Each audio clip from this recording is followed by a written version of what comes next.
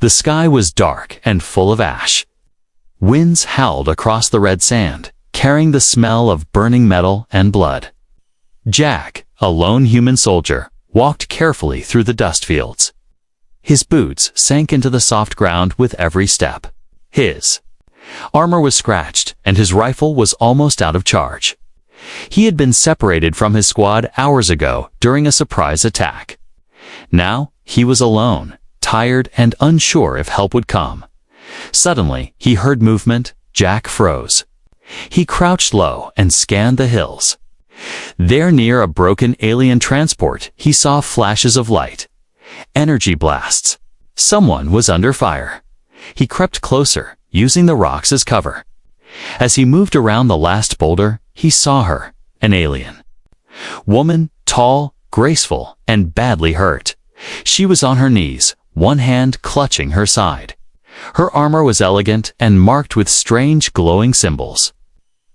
Around her lay four enemy warriors, armed and closing in fast. She tried to raise her blade, but her hand trembled.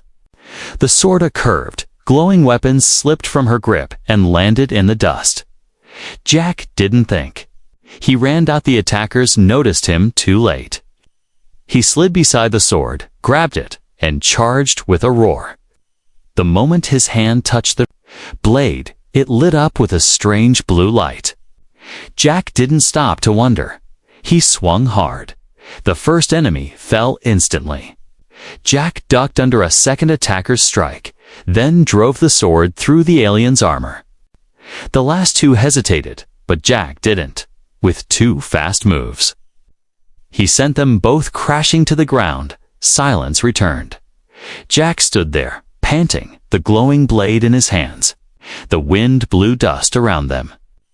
He looked down at the alien. "Woman, are you okay?" he asked. She looked at him with wide, shocked eyes. Her lips parted, but she said nothing.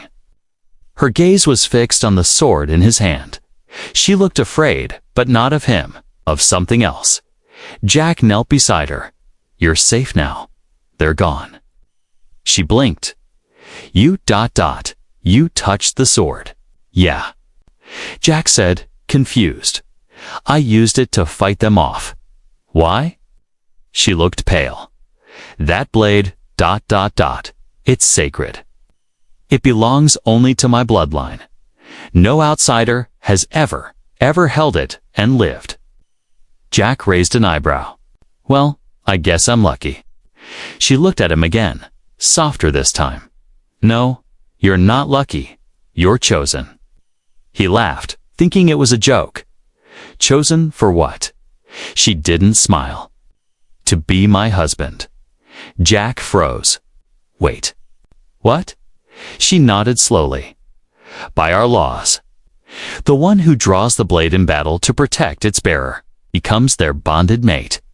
You just accepted the ancient vow." Jack stared at her, stunned. "You're serious?" The woman winced in pain. "My name is Lyraya. I am the last daughter of the Keto clan. That sword is not just a weapon, 'tis our lineage. By lifting it in defense of me, You have agreed to the bond."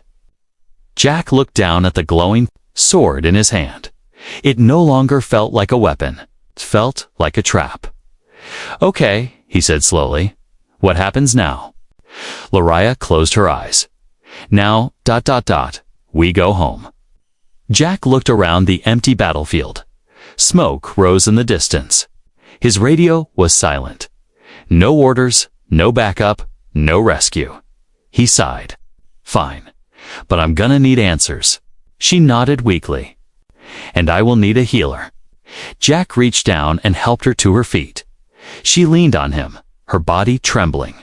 The wind picked up again, covering the bodies with red dust.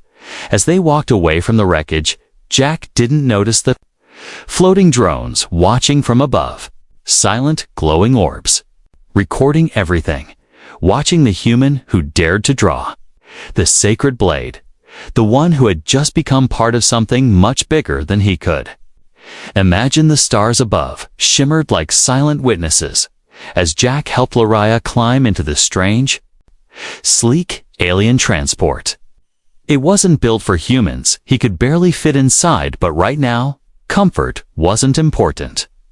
She was bleeding badly, her breath shallow, and her glowing armor was cracked at the chest. Jack had faced war before, but not like this. Not with someone now calling him husband.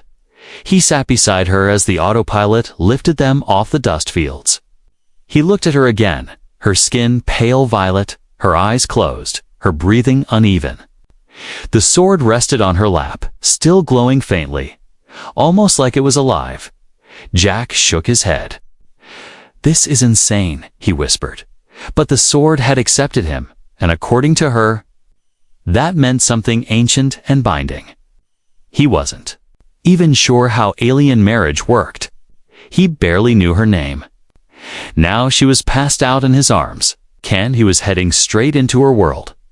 After a few hours, the ship entered orbit around her planeta, beautiful blue and silver sphere with glowing rings. Jack stared in awe. Floating cities hovered between the clouds. Massive temples carved into mountains shimmered under twin suns. This ... is her home. He muttered as they landed on a raised crystal platform. Dozens of armored figures were already waiting. Some wore golden cloaks. Others had glowing tattoos over their skin. Their eyes locked on the sword Jack carried. Lyraya stirred weakly. Don't. Let go of the blade, she said softly. Why? They will test you. The door slid open. Jack stepped out with Lyraya in his arms. The crowd parted in silence. One of the elders, an alien with 6 glowing eyes and long ceremonial robes, stepped forward. His voice echoed. The human lives. And he holds the blade. Jack nodded awkwardly. Hi. You drew the sword of bonding, the elder said coldly. Do you understand what you have done? I saved her. That sword is not for saving. It is for claiming. Jack's grip tightened. Another figure stepped forward, a female warrior, strong and sharp-eyed. He cannot stay here, she growled. Is not of us. The bond is invalid. He held the blade, another elder snapped. And it accepted him.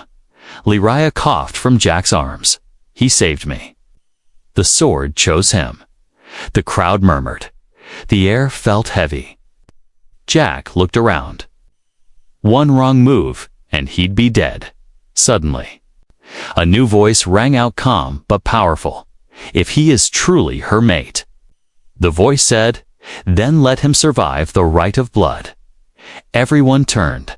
A towering alien in red armor approached. His face was scarred, and his eyes glowed with rage. Jack didn't like the way he smiled. Who are you? Jack asked. The alien smirked. I was supposed to be her husband. The crowd gasped. Lyraya tried to speak, but the pain silenced her. The red-armored alien pointed at Jack. If the sword accepts you, then you must face me in the arena. Win, and you keep her. Lose, and you die. Jack looked at Lyraya. She gave him a weak nod. Do not back down, she whispered. Jack took a deep breath. His hands were shaking. He looked down at the sword. It shimmered, pulsing gently in his grip. I don't know your laws, he said, but I know one thing. No one decides who she belongs to except her. The elders nodded. So be it, the High Elder declared. Tomorrow, at dawn, the rite of blood begins. The arena wasn't a place for Pisette, was a place for blood, honor, and judgment. As the twin suns rose over the alien city of Zelen, light poured into the massive stone pit carved into a mountain. Thousands gathered in the surrounding stands. Some came to witness glory. Others came to see the human die. Jack stood at the center, shirt torn, holding the sacred blade he had once lifted only to protect. Now it was the only thing keeping him alive. Across from him stood Varix, the chosen warrior of Lyraya's clan. Massive, muscular. His armor was soaked in red paint. his two curved axes glowing with strange alien energy. The crowd cheered. Varric's name. Jack, on the other hand, had no one cheering for him. No one. Except her, Raya sat high above in the council's platform, pale but recovering. Her golden armor replaced with ceremonial robes, her eyes locked on Jack. She had tried to speak for him. The council silenced her. The law was clear if Jack was. Truly bonded, the sword would protect him. If not, he would fall. VA Rex raised a hand. "You are not worthy human," he growled. "That blade answers to blood. You are an outsider." Jack gripped the hilt tighter. Funny, it didn't seem to care when I saved her. The gong echoed. The battle had begun. VA Rex moved like a beast, fast, brutal, deadly. Jack barely dodged the first strike. The axe sliced the air inches from his face. The second blow knocked him off his feet. The crowd roared. Laraya's hands tightened. She leaned forward, lips trembling. "Come on, Jack." Barracks charged again. Jack rolled to the side, blocked with the sword, sparks flying as the weapons clashed. But then something strange happened. The blade in Jack's hand glowed brighter. As if guiding him. He moved faster, more sure. Batiste, better. Struck cleaner. It wasn't strength. It was rhythm. The sword pulsed with each move like it was dancing with him. He slashed across Varric's side. First blood. The crowd went silent. VA Rex roared in anger and charged again. Jack ducked, sidestepped, struck the warrior's back. The blade shimmered with blue light. Jack felt its power not as a weapon, but as a part of him now. Finally. With one final move, he twisted, spun, and disarmed Varrix completely. The axe clattered to the floor. Jack pointed the glowing blade at his throat. "No more," Jack said calmly. VA Rex panted, staring in disbelief. "The blade has chosen," the High Elder declared. "The bond is true. The rite is complete." Cheers rose. The crowd, once against him, now applauded. But Jack didn't celebrate. He looked only at Raya. She stood slowly, tears in her eyes. She descended the steps, walking to the arena floor. Jack dropped the blade, took a deep breath, and waited. She stood in front of him. "You didn't have to fight him," she whispered. "Yes, I did," he replied. "Because if I'm really your husband now, then no one else should decide that but you." She smiled softly. "Then let me choose." She reached up, placed her hand on his chest. "I choose you, Jack." And for the first time since the war began, Jack didn't feel like a soldier. I felt like something more, something bonded, something home. The cheers had faded. The arena was quiet now. But silence didn't mean peace.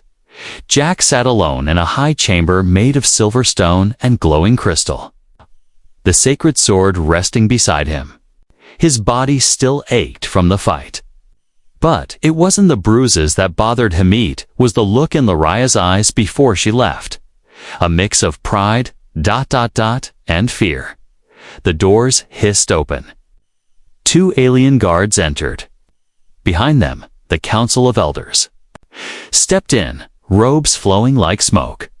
The High Elder spoke first. "You have won the rite. The blade has accepted you. The bond is sealed." Jack stood, unsure whether to bow or speak. "Then why do I feel like that's not the end?"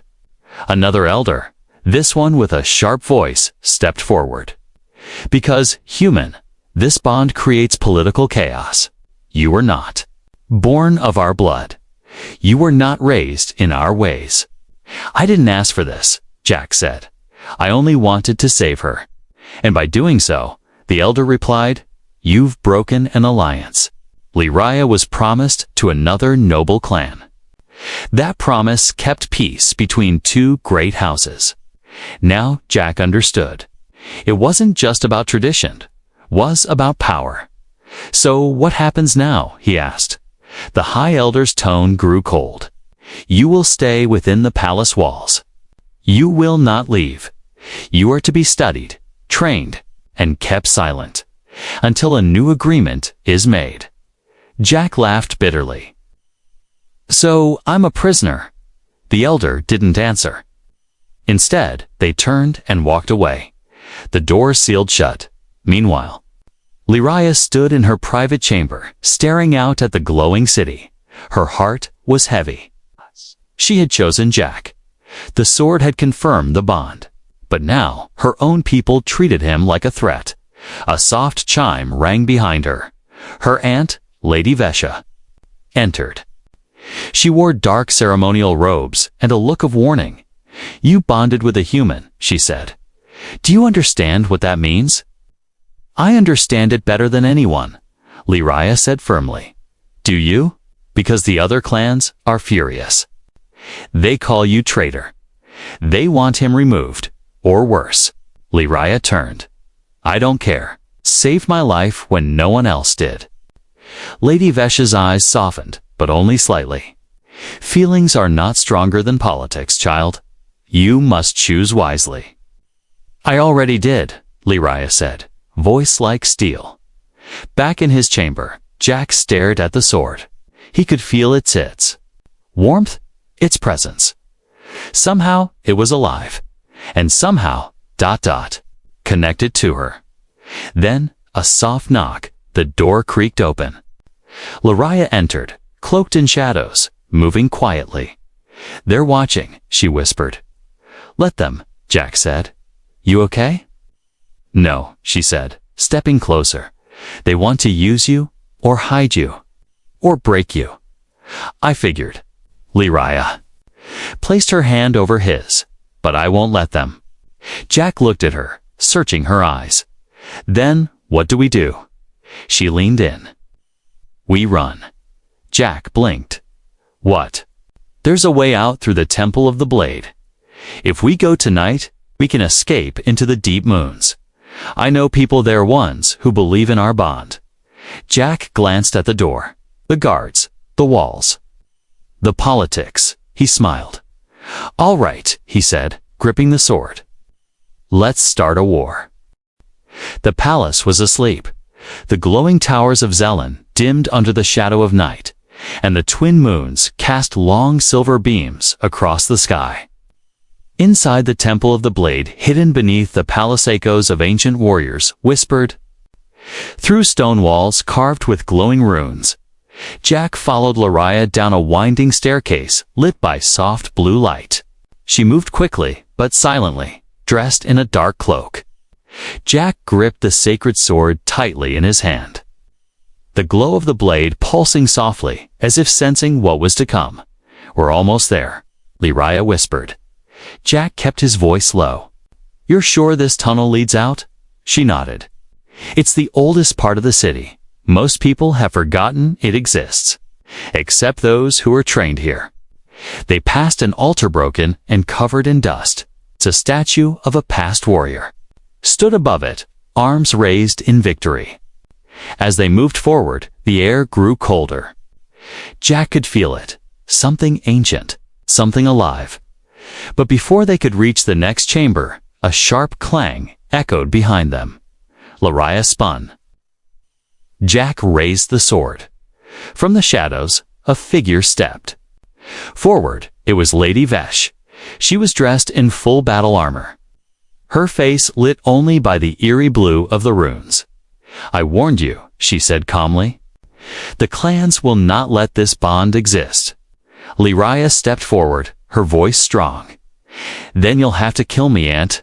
"I don't want to," Vesha replied. "But if you leave now, you start a war." Jack raised the sword. "War already started the moment your people locked me in a room like an animal." Vesha sighed. "The humans don't understand. The bond was never meant to be mixed with outside blood." Jack stepped in front of Lyria. "Then maybe your people need to change." A flash of steel, Vesha drew her twin daggers, ancient and sharp. But before she could strike, Lariah raised her palm and a pulse of energy knocked her aunt back against the wall. She forgot. Lariah whispered, breathing hard. The blade answers to me too. Vesha groaned and slid to the floor. Go. She shouted, go before I change my mind. Jack and Lariah sprinted into the final tunnel. The ground shook above them. Alarms blared from the palace. Their escape had been noticed. They reached a large door covered in glowing symbols. Lariah touched one, whispered an old phrase, and the door groaned open. Beyond it, the surface. A dark forest under the moons. Freedom, but as they stepped outside, something blocked the path. A massive alien creature, glowing red eyes, armor like metal bone. A sentinel. Jack pulled Lariah behind him and lifted the sword. You go, I'll hold it off. But she grabbed his arm. No, we fight together. The creature roared and charged. Jack grinned. You always this romantic? She smirked. Only with my husband. Then they ran toward the beast. Together, the beast fell. Its body collapsed with a heavy thud as the sacred sword pierced its core, glowing bright blue against the darkness. Jack dropped to one knee, breathing hard. His arm ached from the strike. But he was alive. So was she. Lariah helped him up, her eyes full of fire. We did it. He gave a tired smile. Remind me never to argue with my wife again. She didn't laugh, but she did press her forehead gently against his, an old sign of respect among her people. We must keep moving. They disappeared into the alien forest. Hours passed. The glowing trees whispered with the wind, and strange animal calls echoed in the distance. Jack's boots were soaked with mud, and Lariah's cloak was torn. But they kept walking deeper into the shadows until they reached it. A cliffside opening, guarded by two cloaked figures with glowing staffs. Their eyes widened when they saw Lariah. She lives, one of them whispered. And with the human, Jack raised an eyebrow. Friends of yours. They're outcasts, Lariah said softly. Warriors who refuse to follow the old laws. They've been hiding here for years. The guard stepped aside. Come, the warden will want to see you. Inside the cave, the ceiling sparkled with natural crystals. Firelight danced across the walls. Dozens of aliens, male, female, young, stood in silence as Jack and Lariah entered. They didn't cheer, but they didn't attack either. They watched. Curious, suspicious, respectful. At the far end sat a tall woman with silver armor and scars across her face. Her eyes were sharp, so, she said, the warrior princess finally broke her chains. Lariah bowed her head. I need your help, warden. The woman nodded toward Jack. And this is the human who touched the blade. Jack raised a hand. Still not used to that being a big deal? The warden stood. It's more than a big deal. You've shaken the foundations of our oldest traditions. The clans are furious. But the people, many, are watching. They're tired of arranged bonds, of forced honor. You might be the symbol they need. Jack frowned. I'm no symbol. I just tried to do the right thing. And that, the warden said, stepping closer, is exactly why you're dangerous to them. She turned to Lariah. If you stay here, we will protect you, but they will come. With armies. With fire, I know, Lariah said. That's why we must strike first. Jack looked at her. Strike first. She nodded. Not with weapons, with truth, with proof. There's an ancient vault in the capital. It holds the original law, the one that created the bonded blade. If we can show the people that the law was never meant to control love, maybe they'll listen. Jack sighed. Let me guess. The vault is impossible to reach. The warden smiled. Not if we fight like outcasts. That night, as fires burned and plans were made, Jack and Lariah sat alone under the stars. She looked up. Do you regret it? Saving me. Holding the sword, he shook his head. Not for a second. But now you're hunted, hated, forced into a war. Jack leaned closer. If this is what it means to be your husband, then I'll fight every day. She touched his hand. Then we fight together. And high above them, a silent drone watched, sending their image back to the capital. The war of blood, law, and love had only just begun. The capital burned with light, not from fire, but from tension, fear, and eyes fixed on the skies. Thousands had gathered around the council tower, where the High Lords prepared to name Lariah, dishonored, and strip her clan of all power. Soldiers stood on every street. Drones hovered above. Something big was coming in. They knew it. Inside a hidden hovercraft flying low under radar. Jack checked the sacred sword once more. It hummed softly in his hands. Are you sure this will work? He asked.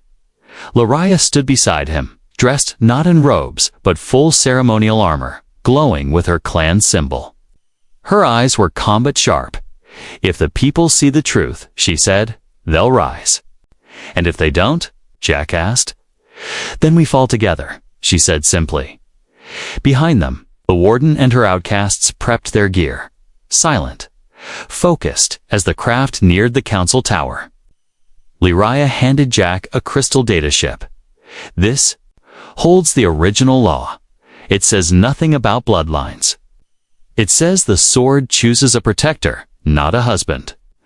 That part was changed by those in power. Jack nodded. And you think the people will believe it? They won't believe words, she said, but they will believe a sword that glows in your hands. They landed fast, smoke bombs dropped. Outcasts surged from alleys. Distractions lit up the outer guards. Jack and Lariah moved like shadows through the chaos, slipping into the tower's inner sanctum. Up floor by floor, blade cutting only when it had to.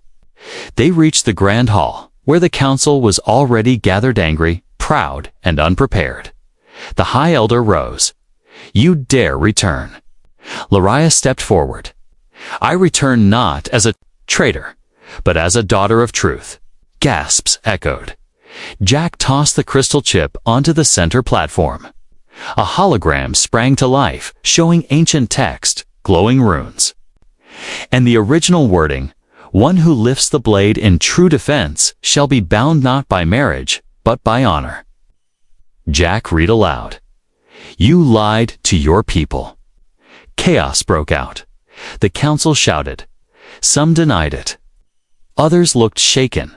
But then Jack lifted the blade. It lit up, brighter than ever. One by one, citizens watching the live broadcast began to cheer. The towers shook not from bombs, but from voices rising across the city. People finally saw the truth. The bond was never about control. It was about choice. In the days that followed, change swept the planet. The council lost its grip. The people rose and demanded new laws. The clans began to talk not about war, but about peace. Lariah stood at the steps of the new chamber, hand in hand with Jack. No one forced them. No law bound them. They stood together by choice. A reporter asked Jack, do you still consider yourself just a soldier? He looked at Lariah and smiled. No, he said. I'm a protector, a partner, and maybe a husband who got lucky. Lariah smirked. Very lucky. And as the suns rose above their world, a new chapter began one. Written not in bloodlines or politics, but in the quiet strength of two people who chose each other against all odds.